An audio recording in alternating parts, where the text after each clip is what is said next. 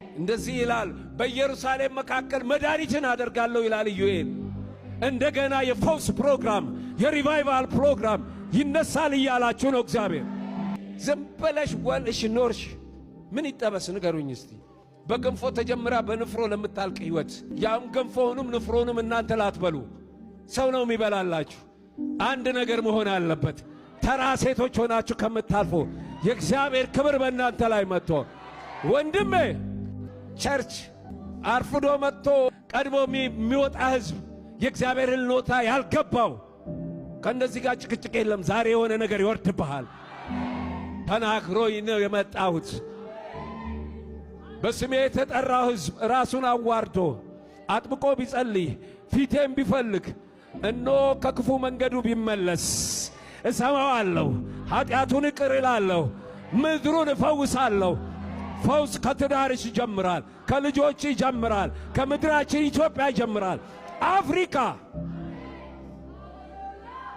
ትላንትና ወንጌል ከውጭ መጥቶ አሴምብሎ ወደዚህ ነው የመጣ።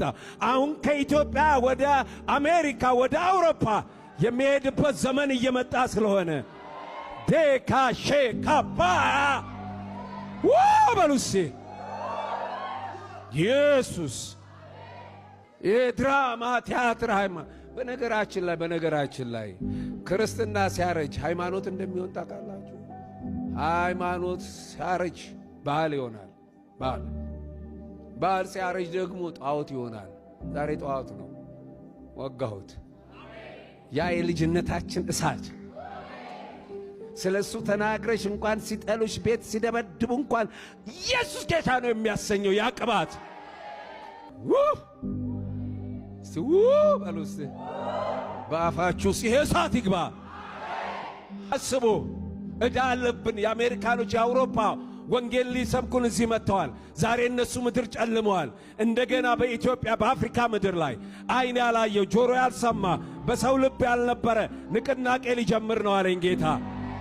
ጄካባ በአንቺ ቤት ነው የሚጀምረው፣ በአንተ ሕይወት ነው የሚጀምረው።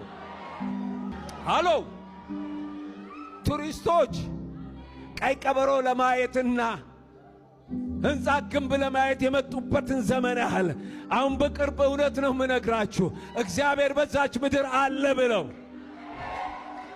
የእግዚአብሔርን ክብር ሊያዩ የዛሬ 20 ዓመት ነው 30 ዓመት አይሮፕላን የፈውስ አይሮፕላን ተብሎ እዚህ ወደዚች ምድር ሰዎች ሲመጡ አይቻለሁ። ዘመን መጥቷል። አሁን ለዛ ተነስ። ለበቆሎ ለምግብ ለመኖር ለሰርቫይቫል አይደለም፣ ለልዩነት ወይ መሞት ወይ መኖር።